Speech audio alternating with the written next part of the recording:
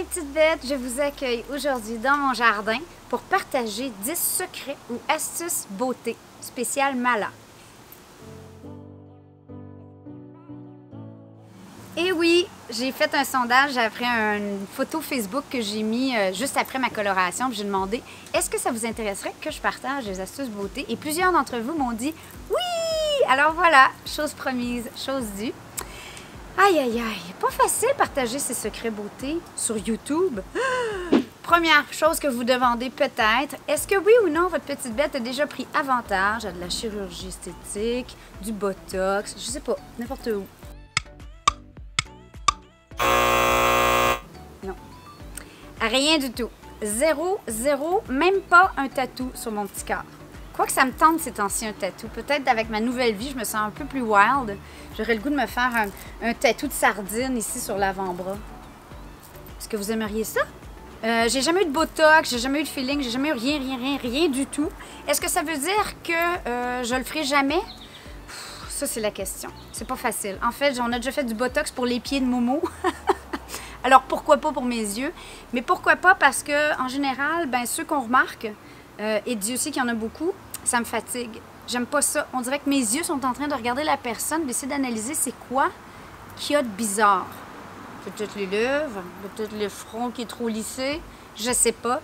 Et j'aime à croire que je vais me laisser vieillir gracieusement et puis que je vais apprécier chacune de mes rides que j'ai déjà pour me rappeler chacun des souvenirs qui ont mené à cette petite marque sur mon visage.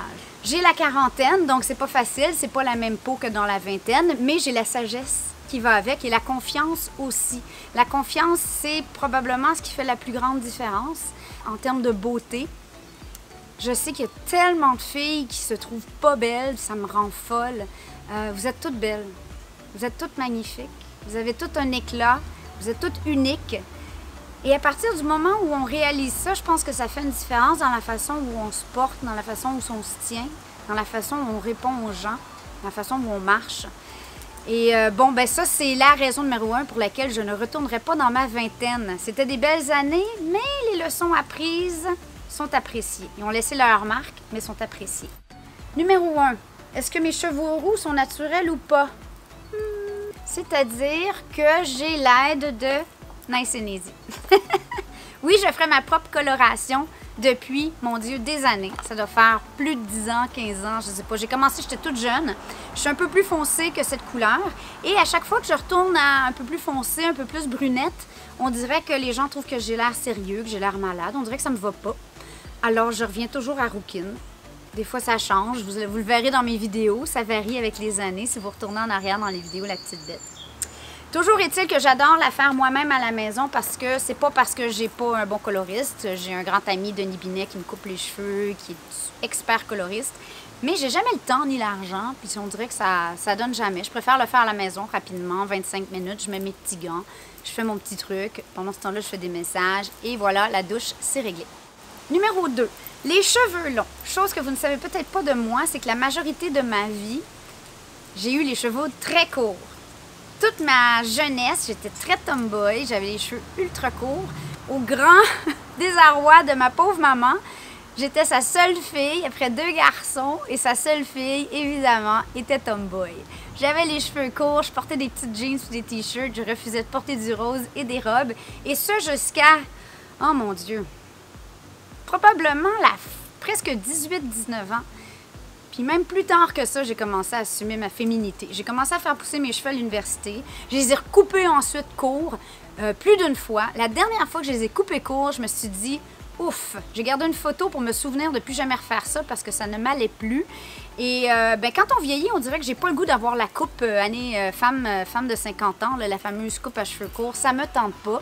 Alors, je vais les garder longs aussi longtemps que je le peux. J'aime ça pouvoir les attacher, faire des tresses, faire des chignons. Je trouve qu'on change de look comme on veut. Je peux me faire des lulus si j'ai le goût. Je peux porter un chapeau. C'est beaucoup plus polyvalent que des cheveux courts au final. Chose que j'aurais aimé savoir plus jeune, l'importance de l'hydratation. Alors moi, c'est une conseillère dans une pharmacie qui probablement dans ma jeune trentaine, qui m'a regardée puis qui m'a dit, en fait, j'étais en train de perdue dans l'allée des produits, là, je ne savais pas ce que j'avais besoin. Puis là, elle m'a regardée, elle a dit, tu sais que tu as la peau très sèche. Elle dit, tu dois hydrater, hydrater, hydrater. Tu as une peau merveilleuse, il n'y a pas de boutons, il n'y a rien qui se passe, c'est facile, sauf que tu vas être la première à rider. Depuis ce jour, je m'hydrate et je m'hydrate encore. Alors, ma routine quotidienne est assez simple. Le soir, avant de me coucher, je me démaquille soit avec une eau micellaire, j'aime bien celle de Bioderma, ou j'aime aussi le démaquillant en crème à la rose de Dr. Oshka, en hiver surtout. Ensuite, je prends un brumisateur, comme celui-ci. Je laisse absorber tranquillement. Et j'utilise une crème hydratante ou un masque hydratant. Je dois faire 2 fois par semaine probablement des masques hydratants.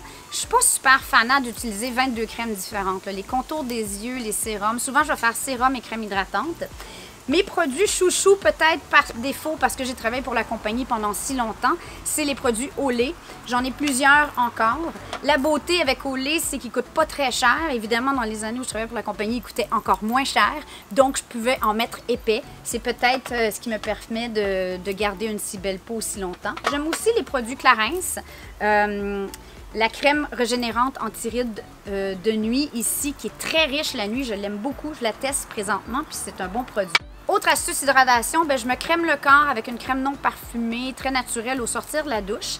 Et pour parfum, en fait, depuis que j'ai eu les bébés, depuis que j'ai été enceinte, je ne sais pas pourquoi, je ne supporte plus l'odeur des parfums, surtout ceux pour femmes. Oh, les ascenseurs le matin, là. Ouh! Les allées du Labé, là, où est-ce qu'il y a 22 parfums, je veux mourir. Je ne sais pas pourquoi. Et sur moi-même autant que sur les autres, mais surtout sur moi-même.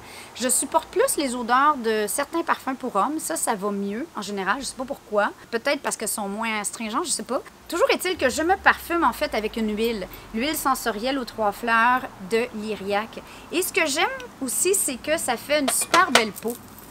Cette huile qui sent merveilleux. Ça fait une belle peau, ça fait aussi des beaux cheveux. Alors, je me l'étends comme ça dans le cou, puis je me dis que c'est réservé seulement aux gens qui se mettent le nez dans mon cou. Alors, c'est pas un parfum que je partage avec la planète entière. C'est mon parfum à moi. Évidemment, sur YouTube, vous ne saviez pas ce que je sens. Alors maintenant, vous le savez. Ça, c'est quand je décide d'en mettre. Chose que je ne regrette aucunement d'avoir fait dans ma vingtaine, vers la fin de la vingtaine, c'est l'épilation au laser. Oh mon Dieu, quel bon choix! Je sais pas, ça a dû coûter 3000 $, mais bon, on payait en paiement différé. J'étais jeune, j'étais innocente, on n'avait pas d'enfants, on n'avait pratiquement pas de dépenses, on vivait dans les Laurentides. Meilleur investissement à vie. Bon, cela étant dit, peut-être que la mode des aisselles bien fournies est en train de revenir. Ben tant pis, je vais passer. Moi, je peux pas retourner là. Mais c'était quand même un super bon investissement et j'espère pouvoir l'offrir à Alizée quand elle sera plus vieille parce que c'est une belle paix d'esprit. J'aimerais ça pouvoir vous dire que je vais voir l'esthéticienne à tous les trimestres et que je me fais faire un facial. Savez-vous combien de fois je me fais faire un facial dans ma vie? Je pense que j'en ai eu 3, un par 10 ans, à partir de l'âge où tu devrais te faire des faciales, c'est-à-dire pas adolescente. En fait, j'ai jamais le temps. C'est aussi simple que ça. C'est pas. J'ai même déjà eu un facial complet en cadeau de ma belle-mère. Ça m'a pris 8 mois pour utiliser le fameux certificat. C'est vraiment pas parce que j'aime pas ça. Je trouve ça super relaxant, super plaisant. C'est magnifique. Par contre, ce que l'esthéticienne en question que j'adorais m'avait recommandé, c'était de faire une exfoliation de temps à autre. Donc, j'utilise un exfoliant dans la douche une fois par semaine pendant que je revitalise mes cheveux. Celui-là, c'est Alba Botanica. C'est un scrub aux enzymes. Une fois par semaine, vu que j'ai une peau fragile. Et le fait d'exfolier, apparemment, permet d'absorber tous les bons ingrédients des crèmes hydratantes qu'on utilise. 5e astuce que j'aurais aimé savoir quand j'étais jeune, c'est la crème solaire. En fait, ce que j'ai réalisé, j'ai une peau qui bronze bien de façon générale, mais qui tache facilement. Les foutues taches pigmentaires, ce qu'on appelle parfois les taches de vieillesse. Bon, ça sort, ça se multiplie. Dans mon cas, c'est beaucoup sorti à cause des hormones. Donc, durant la grossesse ou dans les changements hormonaux, quand j'ai arrêté de prendre la pilule, quand j'ai recommencé à prendre la pilule, j'avais des nouvelles taches à chaque fois. Et c'est super fatigant, ça coûte énormément cher à traiter, je ne l'ai jamais fait, ça se fait au laser, mais ça peut revenir si tu sors au soleil. Donc voilà, ça c'est un des trucs qui me fatigue le plus, c'est toutes mes taches pigmentaires. C'est pas tout le monde qui les voit, mais moi je les vois évidemment, on se concentre là-dessus. J'utilise donc une crème solaire ou un soin de jour qui utilise un SPF, mais surtout quand c'est l'été, quand je voyage, je me mets presque tout le temps un chapeau. Je ne sais pas si vous avez remarqué dans mes vidéos, mais je me promène rarement sans mon chapeau et mes lunettes fumées. 6e astuce ou secret beauté. Bon, j'ai jamais eu de boche, mais une des choses qu'on me complimente souvent, c'est sur mon sourire. Et je n'ai jamais eu de blanchiment professionnel, mais j'ai les dents assez blanches de nature, malgré le fait que j'adore le café et le vin rouge. Comment je fais pour garder mes dents blanches? Alors, je me brosse les dents 2 fois par jour avec une brosse à dents Oral-B de Brown, qui était aussi de mon ancienne compagnie, mais que j'adore néanmoins. Super pratique parce qu'on peut brancher un fil USB dedans en voyage, ça se charge, mais la charge va durer facilement presque une semaine si c'est juste moi. Même, on a 3 têtes additionnelles pour les enfants et chéris quand on voyage en famille. Ça fait un super brossage une fois qu'on est habitué et j'aime bien l'utiliser avec les dentifrices Crest en 2 étapes.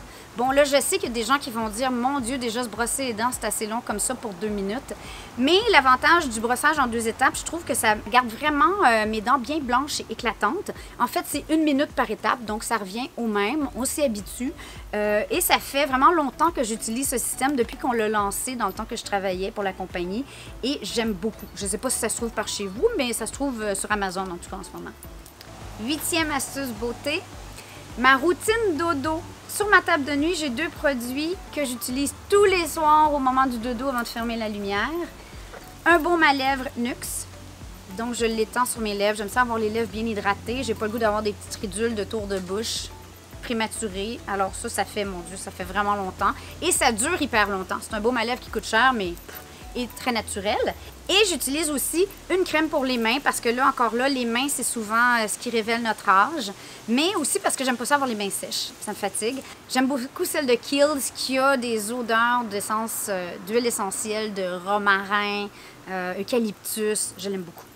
9e astuce beauté, bien vu que je fais attention au soleil parce que j'ai des taches, mais que j'aime bien avoir les gambettes un peu bronzées, les bras un peu bronzés l'été, c'est toujours plus joli. C'est un auto-bronzant. J'en ai plus, j'aimerais ça pouvoir vous le montrer, mais c'est le Vitatans. Le problème, c'est qu'il est impossible à trouver, il faut le commander des États-Unis, donc cette chronique me permet de me rappeler à moi-même d'en commander. On peut aussi se le faire appliquer en salon, il y a certains endroits à Montréal où on peut le faire, c'est comme ça je l'ai fait la première fois, puis après ça je l'ai commandé tout simplement. Il est tout naturel, il n'a pas une odeur désagréable et il fait un hâle assez magnifique. Tellement que, disons qu'on s'en va en voyage, moi c'est comme ça, je l'utilise souvent, c'est que je partais en voyage en plein milieu de l'hiver, je suis blanche, je suis verte, je suis fluorescente, ben là j'utilise l'auto-bronzant et ça me permet de ne pas stresser, de ne pas avoir le goût même de m'étendre au soleil, ce qui est très mauvais pour la peau. Alors voilà, Vitatans, good luck pour le trouver par contre.